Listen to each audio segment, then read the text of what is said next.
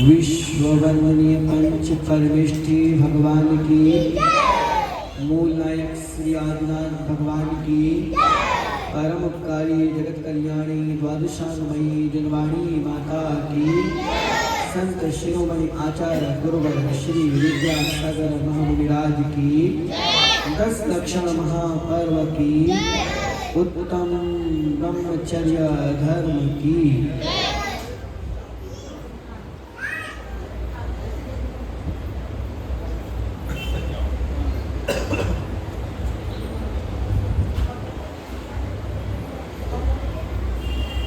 बंधु, आज श्रावक प्रतिक्रमण करते समय हम लोगों ने हमारी अनादिकाल की संसार की यात्रा का चिंतन किया। भगवान को हमने कहा कि हे भगवान, हम क्या क्या अभी तक करके आए हैं। अनादिकाल से आत्मा जड़ तत्वों को अपना मान करके आत्मा अनात्मा के भेद के ज्ञान से रहित होकर के संसार में भटकती आ रही है और नाना प्रकार के दुखों को सहन करती आ रही है। आज हमने श्रावक प्रतिक्रमण में जाना कि हम किस तरह से संसार के पर पदार्थों को अपना मान करके उसको ममत्व बुद्धि में लेकर के सांसारिक दुखों को सहन कर रहे हैं। अभी तक हमने अपने परम आत्म तत्व को नहीं जाना है। ये बच्चे यहाँ पर जाते हैं क्या शौचालय आदि के जाते हैं? आज जाना है, जनवाणी विराजमान है, जिस तरह से मंदिर में क्रियाएं वर्जित होती हैं, मुझे पता नहीं था किस लिए जाते हैं, उसी तरह से ये शास्त्र सभा में भी क्रियाएं वर्जित हैं। आप लोगों को भी विशेष ध्यान रखना चाहिए। माँ जनवानी यहाँ पर विराजमान है, अनजाने में से हम लोग कितना दोष कमा रहे थे। एक आध बार तो मैंने किसी माता को भी देखा, पता नहीं मैंने कि क्या है। जिस तरह से मंदिर में ये अनैतिक क्रियाएं वर्जित हैं, जब तक माँ जनवानी यहाँ पर विराजमान है तब तक ये भी एक मंदिर है, उतनी भी नहीं करनी चाहिए। इसलिए और कहीं अगर नीचे व्यवस्था हो तो वहाँ देखें, इसमें ये उचित नहीं। अगली बार से ध्यान रखना, ये उड़पी हॉल जब भी अगर लो धर्म आराधना के लिए, छोटा सा ताला भी खरीद लेना, जब तक शास्त्र सभा चले इसमें ताला डाल दिया गया। बहुत अभिनय होती है, आज ध्यान गया मेरा, तो बहुत अभिनय होती है, बहुत अभिनय। तो बंधुओं, मैं कह रहा था कि हमारी है चेतन आत्मा तत्व ज्ञान से रहित होकर के अनादिकाल से संसार में भटकती आ रही है।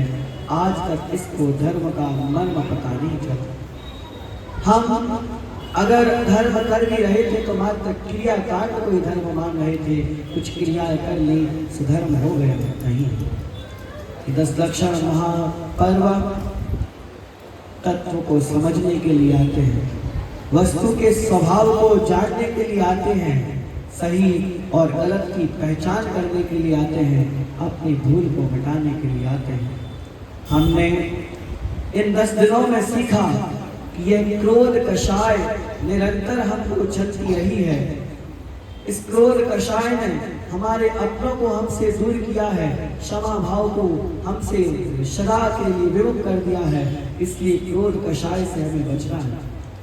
गुस्से को नियंत्रण करना हमने सीखा है, हमें गुस्से को नियंत्रण करना है। अगर विपरीत परिस्थिति हमारे जीवन में आती है तो हमें उसको समता से स्वीकार करना है। पथ की प्रत्येक विषमता को मैं समता से स्वीकार करूं। पार्श्वनाथ भगवान की पूजन की अर्घ्य की पंक्तियां हैं। जब जब भी पथ में विषमताएं आए मैं समता से स्वीकार करूं। पहले दिन हमने सीखा, फिर हमारे पूर्व पुण्य से, भगवत आराधना से या जिनेंद्र भगवान की हमारे पूर्वजों की कृपा से अगर कुछ अच्छा हमें मिल जाता है, बड़ा ज्ञान मिल जाता है, बड़ा परिवार मिल जाता है, थोड़ी सी बुद्धि हमें आती है, तो हमें उसमें भी सरल मार्गदर्शन रखना चाहिए। कभी एक जगह मैं भोजन करने के लिए जा रहा था, तो भोजन से आते समय भैया मुझे यहाँ छोड़ने के लिए आए थे, तो उन्होंने सब चीज़ें बताई, ये ऐसा है, ये ऐसा है। तो उस समय उन्होंने, संस्कृत भैया थे, आए हैं क्या, तो उस समय उन्होंने हमको बताया कि दादी जी से या माता जी से उनका परिचय है, बहुत संपन्न है, बहुत पैसा है, उनके बेटे के पास बहुत दौलत है, लेकिन फिर भी सादगी विनम्रता का जीवन को जीती हैं और हमेशा माता गुण को धारण करती है।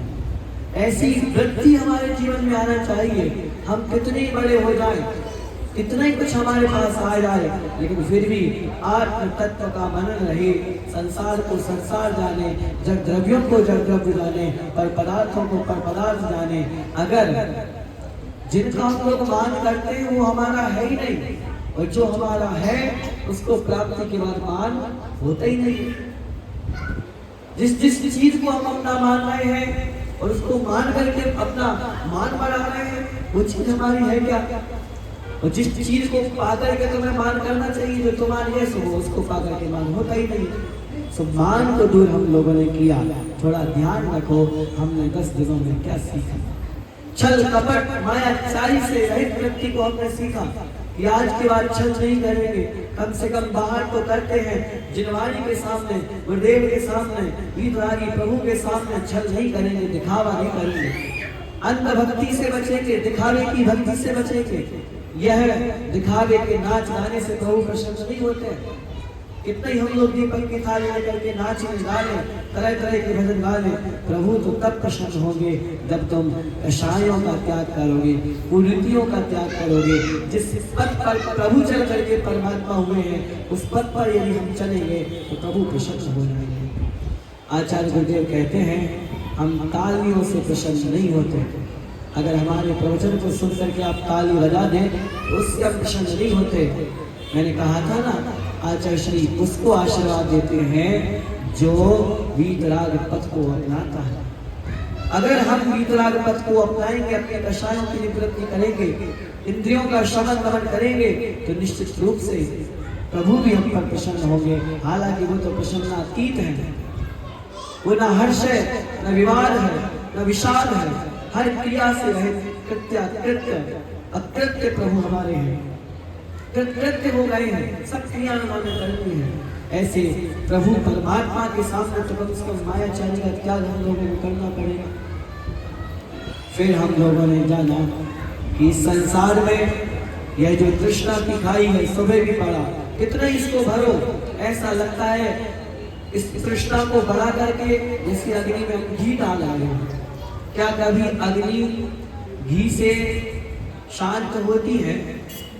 आप अग्नि में घी डालेंगे तो घी अग्नि शांत हो जाएगी क्या? नहीं, मानो पावक में घी डाला। ऐसे ये तृष्णा है, इसमें कितने ही आप बढ़ाते जाओ, कितने ही बढ़ाते जाओ, ये शांत नहीं और बढ़ती जाएगी। और के चक्कर में हमने अपनी अंतरात्मा का घटा डाला। फिर हमने जाना, सीखो 10 दिनों में क्या सीखा, 10 मिनट चिंतन करो कि हमने 10 दिनों में क्या सीखा।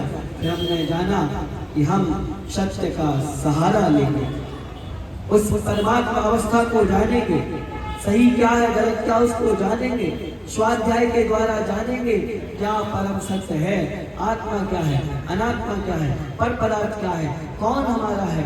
इस वास्तविक सत्य को हम जानने का प्रयास स्वाध्याय के द्वारा करेंगे। संयम के दिन हमने कितने सारे नियम लिए थे। संयम के दिन हम लोगों ने जाना था किस तरह से हम अपने जीवन में ग्रस्त अवस्था में भी संयम का पालन कर सकते हैं। बहुत सारे, लगभग संयम के दिन तो आपका कोई प्रोग्राम था यहाँ पे, संयम के दिन हर पुरुष ने कुछ न कुछ नियम धारण करा था कि मैं इस तरह से अपने जीवन में कुछ न कुछ संयम धारण कर सकता हूँ। अपनी क्रियाओं को रोक करके, अपनी क्रियाओं को बदल करके, अपने चित्त को अपनी चेतना में लगा करके हम अपने जीवन में भी ग्रस्त अवस्था में भी संयम का पालन कर सकते हैं। तब के दिन भी हमने अपनी इच्छाओं का निरोध किया। त्याग के दिन 4 प्रकार का दान दिया। मंदिर निर्माण के लिए लगभग 4 श्रेष्ठ परिवारों ने कम से कम 1 लाख, अधिकतम जब जरूरत जैसी पड़ेगी वो राशि देकर के भाव किया।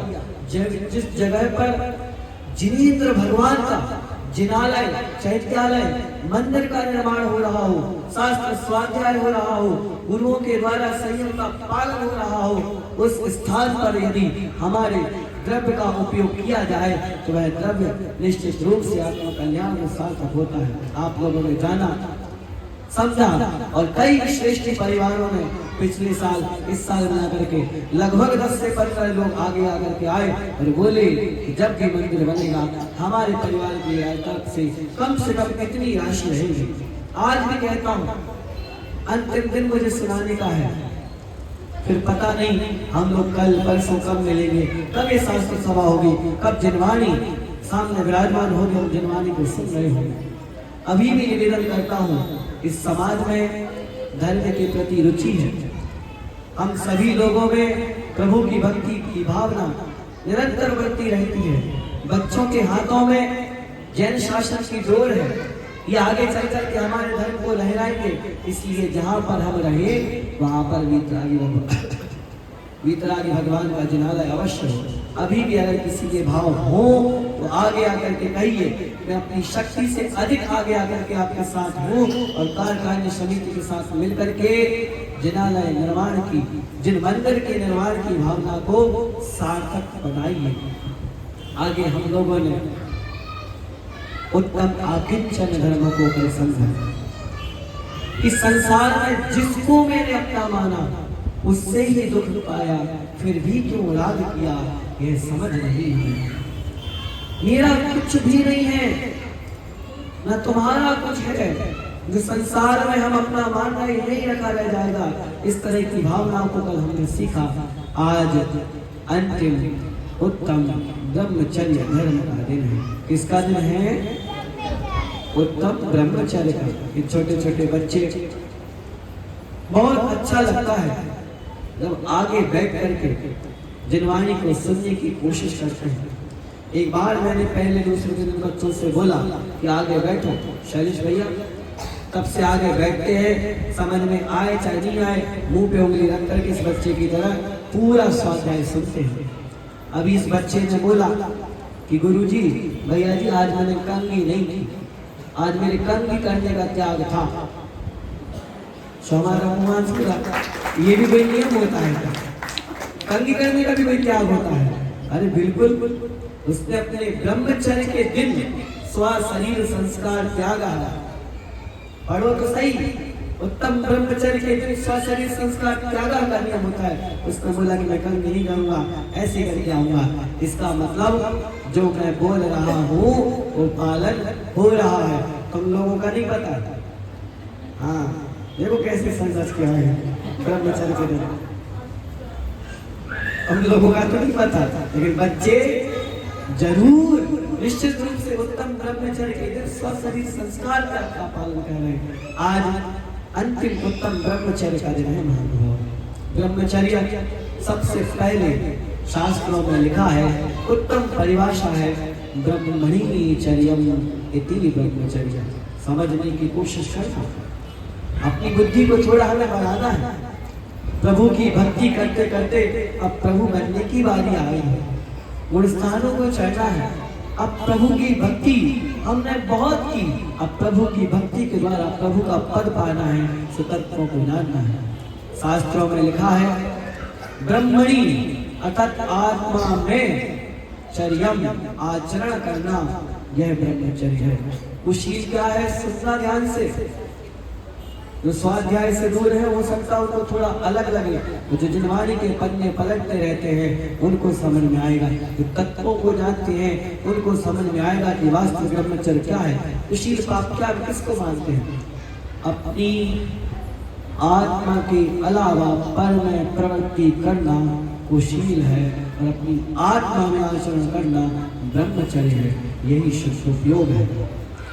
ये हमको जिनवाणी सिखाती है कि जब जब हम पर में जाएंगे उसी का पाप लगेगा, और जब जब हम अपनी आत्मा में आएंगे आचरण करेंगे हमें ब्रह्मचर्य का पालन होगा।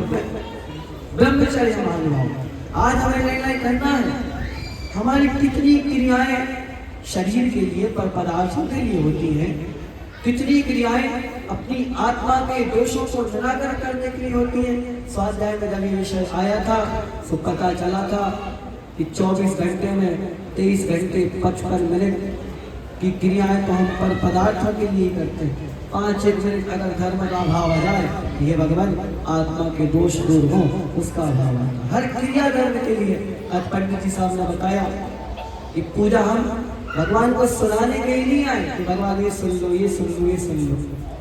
पूजा हम भगवान के जैसा बनने के लिए आए हैं। पूजा इसलिए की जाती है कि जैसी आपकी दशा है वैसी मेरी दशा है। हम पूजा भगवान के लिए नहीं करते भगवान खुश हो जाए, कुछ दे दे। हैं इतने सालों से पूजा कर रहे हो, भगवान के कैसे हाथ से सोचेंगे? क्यों बच्चों, आपके भगवान कैसे बैठे रहते हैं? कैसे बैठे रहते? हाथ में हाथ रख करके। आप इतने सालों से पूजा कर रहे हो, आरती कर रहे हो, भक्ति कर रहे हो, भगवान ने ऐसा किया क्या है? कैसे भगवान है? अजीब भगवान है।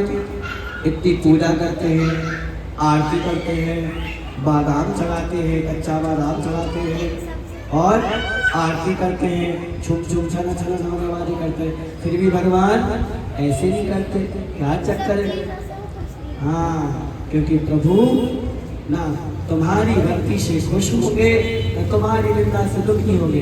वो तो कर्मातीत हैं, अविनाशी पद को प्राप्त कर लिए। इसका मतलब जैन धर्म में भक्ति भगवान के लिए नहीं की जाती। उनको क्या लेना देना तुम्हारी भक्ति से?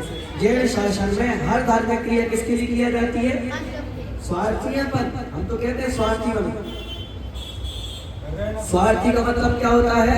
स्वार्थी, जो अपनी आत्मा के लिए करता है उसको बोलते हैं स्वार्थी। वो वाला स्वार्थी नहीं कि अपना अपना देखो, समझना। देखो ये किसी के लिए आसिफ भैया के मोबाइल में से लेके डाल दे, पंडित जी ने बोल दिया स्वार्थी बनो तो डाल दे, पूरा सुन रही हो भैया? हाँ, कैमरा ये दो तो आंखें है ना इसकी। स्वार्थी का मतलब होता है उत्तम ब्रह्मचर्य, जो अपनी स्व मतलब हम आत्मा, अर्थ मतलब लिए जो आत्मा के लिए क्रियाएं करता है वो स्वार्थी कहलाता है और वही वितराग पद को पाता है। आज उत्तम ब्रह्मचर्य का दिन है। हम लोगों ने मुख्य रूप से जाना आत्मा में रमण करना और बाहर की प्रवृत्ति से हटना क्या कहलाता है? ब्रह्मचर्य। अब थोड़ी सामान्य बातें भी कर लेते हैं। 2-3 लोगों ने तो हमें नमस्कार ही कर लिया।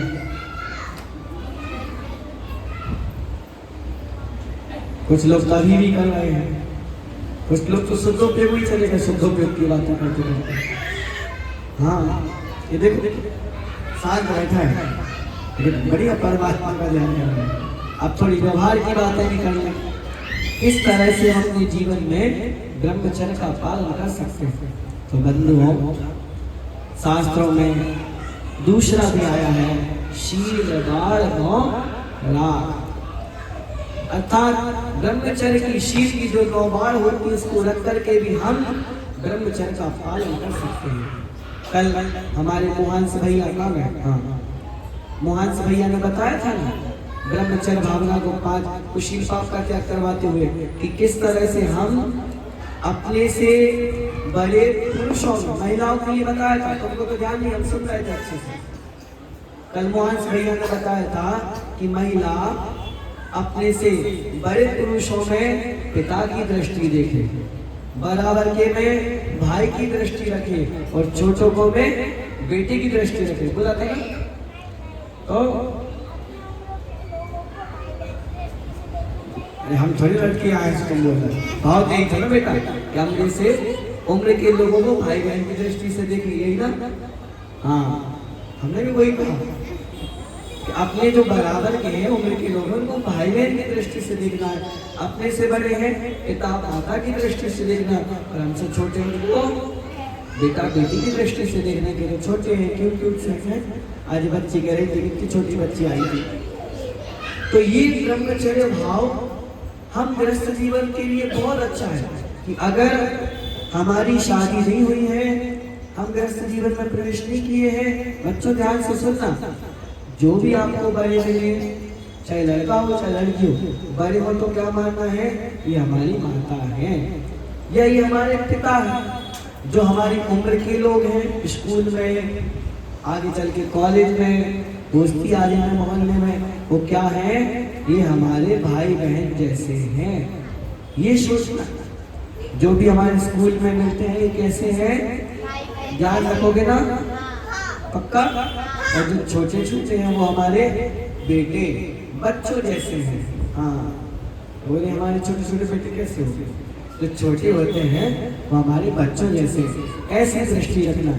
और आप लोगों को, बच्चों को थोड़ा बता दें पहले, आप लोगों को अगर ब्रह्मचर्य का पालन करना है तो कुछ नियम लेने पड़ेंगे, कुछ सीखनी पड़ेगी। सुन रहे हो ना बच्चों? सुन रहे हो? सुन रहे हो? बोल रहे हो? सुनो ध्यान से। आप लोगों को, आप लोग भी इस तरह की शिक्षा देना, ध्यान आप लोग रखना। आप लोगों को भी ब्रह्मचर्य का पालन सीधा सीधा है कि जब तक हम बड़े और समझदार नहीं हो जाते तब तक मोबाइल का ज्यादा उपयोग नहीं करेंगे। पहली चीज, मोबाइल बहुत कम। इस बच्चे ने बताया था कि हमारे पापा क्या काउंटडाउन चालू कर देते, क्या कहते हैं, टाइमर लगा देते हैं। हाँ, जो भी है काउंट टाइम, कुछ के समय के बाद वो अपने आप बंद हो जाता है, चला नहीं पाते हैं। तो ये चीज सभी माता पिता फॉलो करें कि बच्चों को 1-2 घंटे से ज्यादा मोबाइल नहीं दें। आप धीरे धीरे बड़े होंगे, बड़े होते समय आप मोबाइल आपके पास आएगा, सोशल मीडिया पे आओगे, बहुत गंदे गंदे लोग मिलेंगे बेटा आप लोगों को। सुन रहे हो ना? बच्चों से कह रहा हूँ, आपको गंदे गंदे लोग मिलेंगे। वो आपको कुछ लालच देंगे, ऐसा करो वैसा करो, उनमें नहीं आना। आप लोगों को भी ऐसे दोस्त मिलेंगे, ऐसे फ्रेंड्स मिलेंगे तो आपको गंदी जगह पे ले जाएंगे, गंदे काम कराएंगे, उनकी बात मानोगे क्या? पक्का? अच्छी काम करोगे ना? तो मोबाइल से जितना दूर रहोगे उतना अच्छा रहेगा। और बच्चियों से कहना, सुन रही हो ना बच्चियों, आपको कभी भी स्कूल में, कॉलेज में, बस में, ट्रेन में कहीं भी कुछ असुविधा लगे, अच्छा नहीं लगे, ऐसा लगे कि कोई मुझे परेशान कर रहा है, कुछ कर रहा है, तुरंत अपने मम्मी पापा से जाके बात करना, छुपाना नहीं कुछ भी। आप लोगों से भी कहना है, अपने मम्मी पापा से कुछ नहीं छुपाना। आप लोग सुनते नहीं, सो आपको कम बोल रहे हैं, लोगों को ज्यादा बता रहे हैं। हाँ, कुछ भी मम्मी पापा से नहीं छुपाना, कुछ भी हो जाए अंदर नहीं रखना, अपने मम्मी पापा से बात करना कि मेरे साथ ये गलत हो रहा है। और तीसरी चीज, जब तक शादी नहीं होती है, सब बच्चों का नियम होना चाहिए, जब तक हमारी शादी नहीं होती है, शादी करना है क्या है? चलो हमें 3-4 रुपये तो मिल गए, दीक्षा दे दें भाई? हाँ चलिए भैया दीक्षा दे दें। शादी करनी है क्या? फिर भी सुनो, जब तक शादी नहीं होती तब तक किसी भी प्रकार की गंदी क्रिया नहीं करोगे, गलत आचरण नहीं करोगे। और अगर शादी करो तो अपने धर्म की जैन लड़के या लड़की से करोगे, गलत नहीं करोगे, मम्मी पापा की आज्ञा से करोगे। बहुत से बच्चे करते होते हैं जो शादी अभी छोटे में तो बोलते हैं नहीं नहीं नहीं, बड़े होने के बाद क्या करते हैं, शादी करने के लिए मम्मी पापा को भगा देते हैं, निकाल देते हैं, उनसे भाग करके काम करते हैं। ऐसा काम करोगे क्या आप लोग? मम्मी पापा को नाराज करोगे क्या? नहीं ना? बहुत बढ़िया, इतने काम कर लोगे आपका उत्तम ब्रह्मचर्य हो गया। आप लोगों से कहना है, सुबह भी कहना था कि मैं मानता हूं कि गृहस्थ अवस्था में प्रवेश करने के लिए हमें जीवन साथी की आवश्यकता होती है। संसार की परिपाटी को बढ़ाने के लिए, परिवार को, कुल को बढ़ाने के लिए प्रतिक्रिया आदि की भी आवश्यकता होती है, उससे ही संसार बढ़ता है, ये स्वाभाविक है। लेकिन फिर भी हमें उत्तम ब्रह्मचर्य की साधना के लिए स्वदार संतोष का, शादी से पहले ब्रह्मचर्य, शादी के बाद स्वदार स्वपुरुष संतोष व्रत का पालन नियम पूर्वक करना चाहिए। बताया था ना? हाँ, रत्न श्रावक आचार्य में स्वदार संतोष व्रत कल बताया था पंडित जी ने। स्वदार संतोष व्रत का पालन होना ही चाहिए। एक सच्चे जैनी का ये नियम होना चाहिए संकल्प पूर्वक, जैसे शादी हो कि मैं अपनी स्त्री को छोड़ करके अन्य जगह खुशी का त्याग करता हूँ। स्वदार संतोष व्रत मतलब ब्रह्मचर्य व्रत। आप भी ब्रह्मचारी कहला सकते हैं, जो अपने स्त्री पुरुष को छोड़ करके अन्य जगह का संकल्प पूर्वक त्याग कर देता है वो ब्रह्मचारी है, गृहस्थ ब्रह्मचारी है। और आगे धीरे धीरे उस शील को कम नहीं करना है। कल भी कहा था, सुबह भी कहा था, फिर कह रहा हूँ कि धीरे धीरे उस शील का त्याग करो। आज उत्तम ब्रह्मचर्य का है, सभी जोड़े अपनी अपनी अवस्था अनुसार महीने में 15 दिन, 20 दिन, 25 दिन, 10 दिन उस शील का त्याग करके बाकी दिनों में ब्रह्मचर्य का पालन करने लगे। तब कल्याण के दिन हमने बताया था सुबह कई लोगों ने कि महीने में 29 दिन ब्रह्मचर्य का पालन करेंगे। इस तरह से भी गृहस्थ अवस्था को पालन किया जा सकता है। तो सबसे अच्छी चीज बताई थी सुबह भी सुना हो तो, शादी के 2-3 साल निकल जाए, बच्चे हो जाए, हर शादी की सालगिरह पे एक दिन का ब्रह्मचर्य लेते जाओ। ऐसे करके 30 साल बाद आप आजीवन ब्रह्मचारी हो जाएंगे और आपका गृहस्थ जीवन भी चलता रहेगा। इस तरह से गृहस्थ अवस्था में भी ब्रह्मचर्य का पालन करना है। हम लोगों को ब्रह्मचर्य की साधना करना है और बच्चों से, पुरुषों से, युवाओं से कहना है, अगर हमारे दोस्तों में किसी स्त्री की निंदा हो रही है, विशेष करके पुरुषों में, आज कितनी स्त्री संकट में है। आज हमारा देश आजाद है, बहनें स्वतंत्र होकर के चल नहीं पाती, ये माताएं घर से मंदिर आने के लिए 4 बार सोचती है। हमको बता रही थी हम मंदिर नहीं जा पाते। क्यों? क्योंकि रास्ते में खतरा है, तो आप लोगों से भी कहना है, सुधरना बदलना हमको पड़ेगा। अगर हमारे दोस्तों में, फ्रेंड सर्कल में किसी भी प्रकार से स्त्रियों की निंदा हो रही है, गलत दृष्टि से देखा जा रहा है, तो उनको समझाने का प्रयास करें। कल आज वो आपके साथ किसी और स्त्री को देख करके हंसी ठहाके लगा रहे हैं, कल वो आपकी बीवी बच्चों को देख करके हंसी ठहाके लगाएंगे और उन पर गलत दृष्टि रखेंगे। इसलिए ऐसे दोस्तों से बच के रहना जो किसी लड़की की इंसल्ट करते हो और उनके बारे में गलत सोचते हो, ये उत्तम ब्रह्मचर्य होगा। हमें बहुत संभल के चलना पड़ेगा।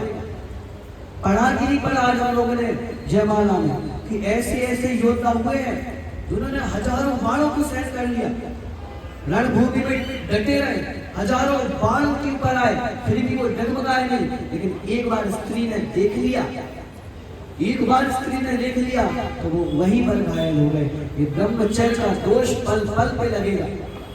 ये ब्रह्मचर्य को मारने वाला जो काम है पल पल पे आपका आघात करेगा। इसलिए ब्रह्मचर्य पे चलना असी धारा है, असी धारा पे चलने के समान, तलवार की धार पर चलने के समान है ब्रह्मचर्य। क्या बात समझते हैं हम लोग? हमारे दिगंबर मुनिराज ऐसे ही है।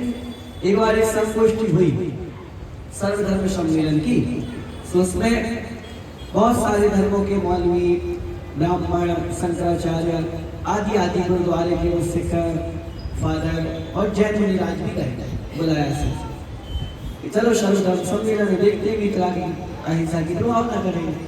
सुबह एक ब्रह्म नाम के ब्राह्मण थे, ब्रह्मदत्त ऐसा उनका नाम था। उन्होंने एक बहुत बढ़िया बात कही, सुनना ध्यान से बच्चों, सुनना।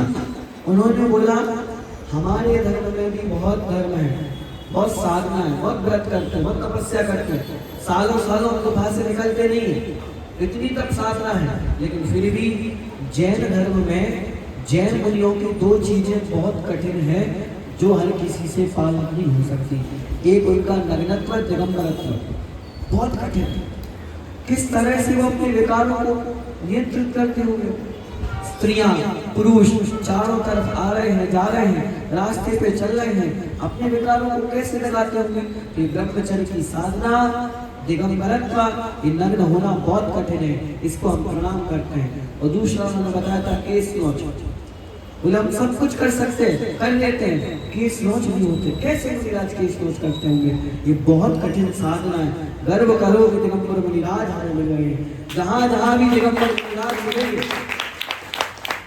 जहां जहां भी दिगंबर मुनिराज मिलेंगे, ब्रह्मचर्य की मूर्ति समझ करके झुक जाना, कभी भी मुनियों की निंदा मत करना।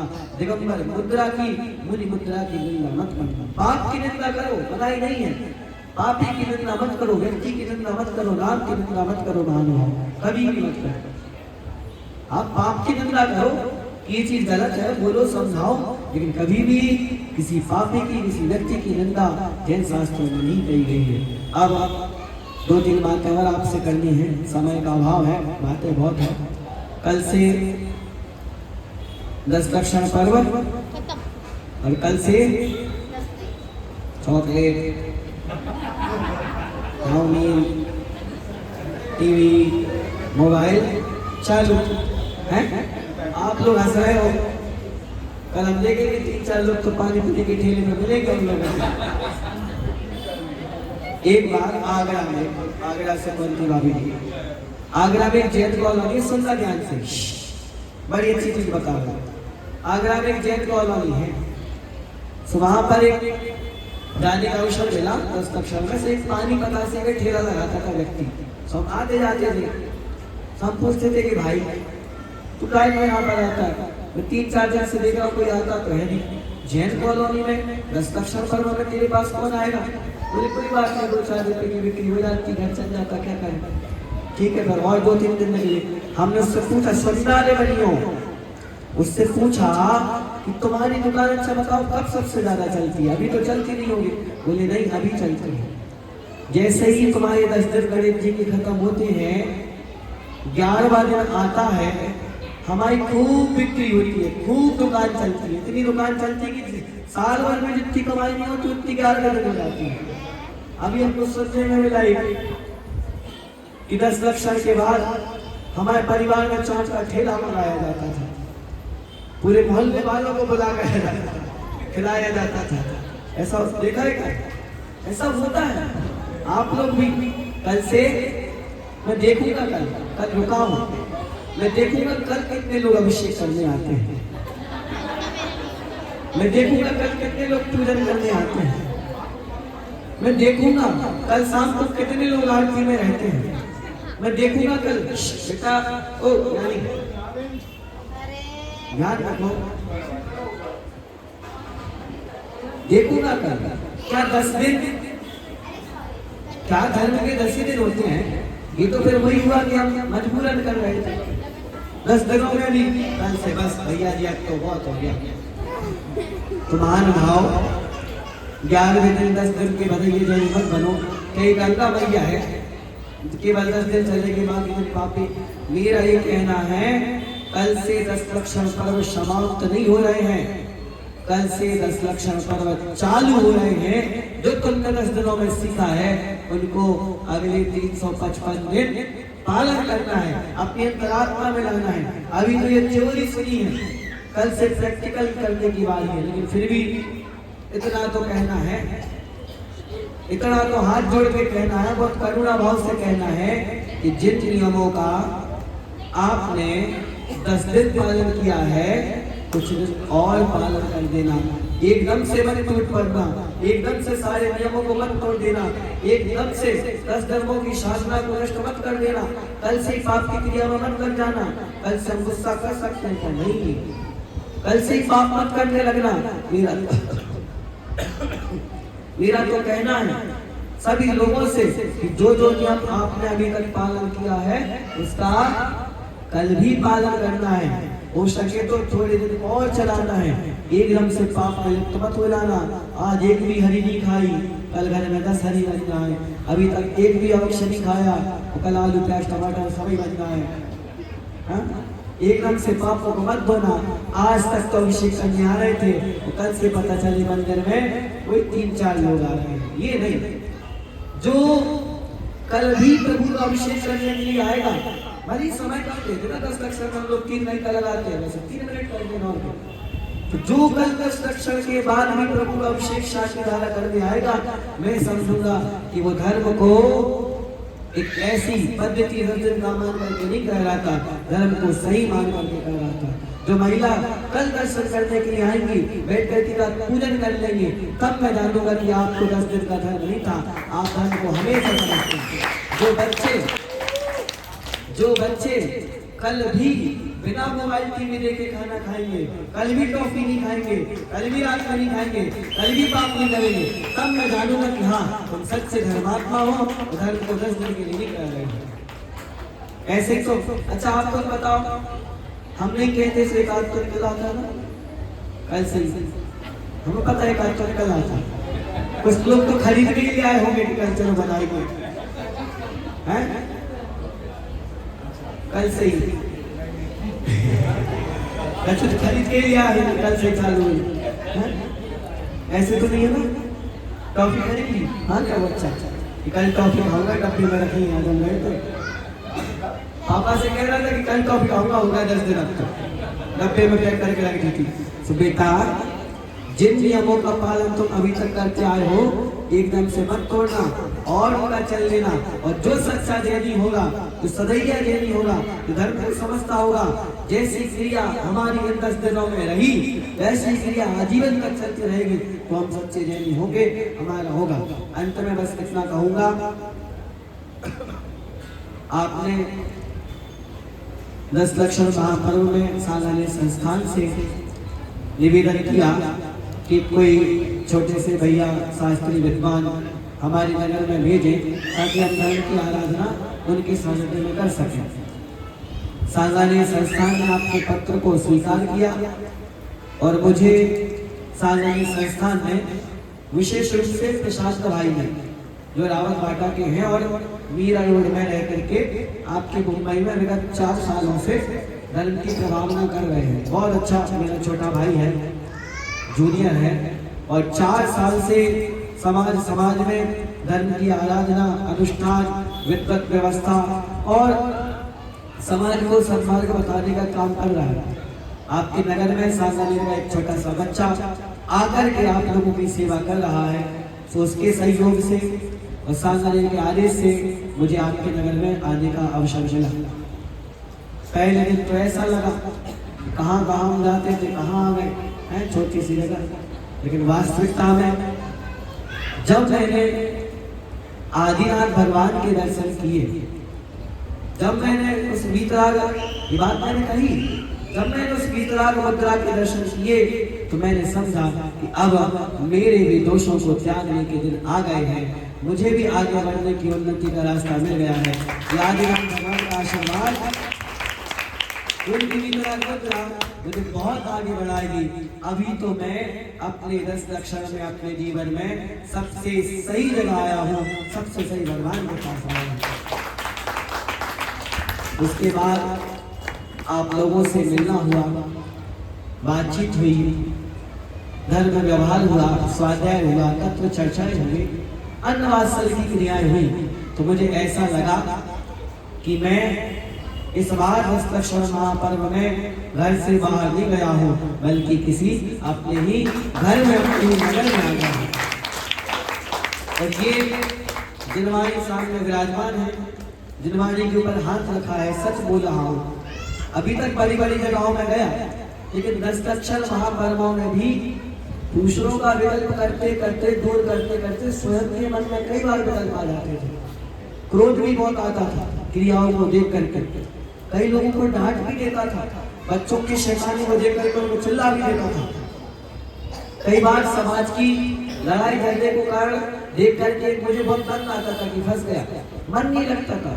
कई बार भोजन करके एक बार बैठ के साथ से मन भी नहीं लगता था, ऐसा भी कई बार हुआ है। लेकिन पलावा में आकर के आपके जो अन्न था, आपके जो भाव थे, आपका तो पता नहीं, मेरे 10 लक्षण बहुत शांति के साथ निकले। बहुत कम विकारी भाव मेरे आए, बच्चों को भी नहीं डांटना पड़ा, बच्चे भी मेरी सब बात माने, क्रोध कषायकारी बंद होता रहा और संसार की आरंभ की क्रियाओं को भी कम करने का अवसर मिला। तो आपके तो पता नहीं, मेरे 10 लक्षण अब तक के सबसे अच्छे 10 लक्षण। निश्चित रूप से अंत में आपको इतना ही कहना है, आप लोग बहुत अच्छे हैं, प्रभु की आराधना भी करते हैं, इसी तरह से एकजुट रहिए, प्रेम का बाल बनाते रहिए। सुबह बाबू जी कह रहे थे कि हम राजस्थान के हैं, बाहर के हैं, आप लोगों ने कितने अच्छे से मुझे अपना बना लिया। मुझे तो ऐसा लगता है कि मैं एक परिवार में रहता हूँ, एक समाज नहीं, एक परिवार है। मुझे भी ऐसे ही लगता है कि मैं एक परिवार में आया हूँ। तो जिस तरह से अभी आप लोग इतने वात्सल्य से रहते, हमेशा रहना, और मेरी तो भावना है ही आप लोगों की भावना के साथ कि इस स्थल पर, इस जगह पर बहुत जल्दी आदिनाथ भगवान का दरबार बड़ा होगा। आदिनाथ भगवान की प्रतिमाओं का परिवार, उनका कायका वो भी बड़ा होगा और भगवान हमारे नगर में आएंगे और बहुत जल्द हम लोग एक साथ बैठ करके अपने जिनालय में, मंदिर में प्रभु की आराधना कर पाएंगे। आगे आइए और सहयोग कीजिए। भैया जी, सब लोगों को हमने नियम दिया कि जब तक भगवान वेदी पर बैठ नहीं जाते, जब तक भूमि का शिलान्यास नहीं हो जाता, तब तक जाप करना है और कुछ न कुछ नियम का पालन करना है। आपकी साधना होगी, निश्चित रूप से हमारी भावना सफल होगी। एक मिनट और सुन लो बस, हम चले निकाल सकते। हाँ हाँ, सही में आपने नियम दिए, कुछ न कुछ त्याग कराया है, त्याग कराया।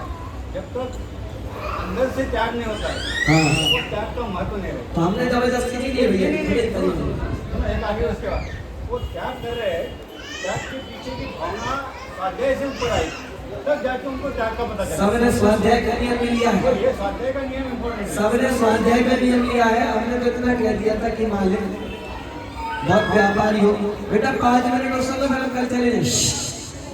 मैंने उनको ये भी बोला था, फिर से ध्यान कराता हूँ कि जब तक निर्वाणी को पढ़ोगे नहीं, तत्वों का ज्ञान नहीं होगा।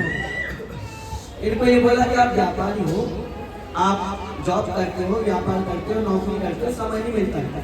अपने जीवन में कम से कम एक आचार्य प्रणीत शास्त्र का जो कि परमागम में आता है, उसका स्वाध्याय जरूर करना। मैंने बोला कि जिंदगी भर दी तो मैं तो अपने पूरे जीवन में ही 10 साल, 5 साल, 15 साल, 20 साल, 25 साल सही मेरी एक लाइन से पढ़ो, एक आचार्य पढ़ी शास्त्र का स्वाध्याय तो कम से कम करना। जनवाणी मिली है, बिना पढ़े मत जाना, बिना पढ़े मत पढ़ना। सब लोगों ने स्वीकार किया था कि हम स्वाध्याय को करेंगे और नियम मिलेंगे। अंत में इतना कहना है कि आपने बुलाया तो प्यार दिया, तो मेरी तरफ से, सांगानेर संस्थान की तरफ से आपको खूब खूब धन्यवाद कि आप इस तरह से हम लोगों को बुलाते हैं, जनवाणी की धर्म की सेवा का अवसर देते हैं। आप लोगों में से बहुत से लोगों ने उस संस्थान को सहयोग भी दिया, संस्थान में दान भी दिया और घोषणा की। और भी किसी की भावना हो तो आलू भैया, नीरज भैया आदि से संपर्क कर लें। मेरे द्वारा आप लोगों ने सोचा होगा बड़े भैया जी आएंगे, अच्छे आएंगे, अच्छे प्रवचन करते होंगे, गाते भी होंगे, बोलते भी होंगे, लेकिन मैं अपनी अल्प उम्र में, अल्प अनुभव में, अल्प ज्ञान में, अल्प कला में आप लोगों की उम्मीदों पर खरा नहीं उतर पाया हूँ। संस्थान से किसी भी प्रकार की कमी रह गई हो, 10 दिनों में कोई भूल चूक हो गई हो तो आप सभी लोगों से क्षमा याचना करता हूँ। 10 दिन के बैठ को यही बुला देना, आगे धर्म आराधना करते रहना। बस इसी मंगलमय भावना के साथ हे भगवान ओम शांति, इसी मंगलमय भावना के साथ हे भगवान हम माताओं का सम्मान करें, माता पुरुषों का सम्मान करें, एक दूसरे को हम लोग सम्मान के भाव से देखें और धर्म शांति करके आत्मा में नमन करते रहे, जनवाणी का पठन करते रहे। जब समय मिले जनवाणी को पढ़े, जैसा मुहांस है ऐसे सब बच्चे बने। नियम रखो आपको, इसको आपको पता ही होगा कितना ज्ञान है। ऐसे सब बच्चे होने चाहिए, सब बच्चे, ऐसे सब बच्चे खूब स्वाध्याय करें। अगले साल अगर मैं आया तो जो बच्चा तत्वार्थ सूत्र का पहला अध्याय, दूसरा अध्याय याद करके पूरा सुनाएगा, उसको मैं खूब आशीर्वाद भी दूंगा, गिफ्ट भी मिलाऊंगा।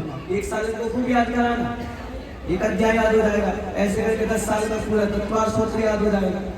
फिर श्रावकाचार्य याद कराना, जैसे मुहान से याद कर सकता तो हम भी कर सकते हैं। सब बच्चे मुहान के जैसे, मुहान भी आप लोगों के जैसा है। इस तरह से खूब जनवाणी को पढ़ना, आप लोग धर्म को आगे बढ़ाना। हे भगवान, हम भी अपनी आत्मा में रमण करके मोक्ष को प्राप्त कर सके। जैसी आपकी दशा है वैसी हमारी दशा हो। सब जीवों के प्रति हम क्षमा का भाव रखते हैं, सब जीव हमें क्षमा करें, हम भी सबको क्षमा करते हैं, कसाईयों का त्याग करते हैं। बोलिए उत्तम ब्रह्मचर्य धर्म की।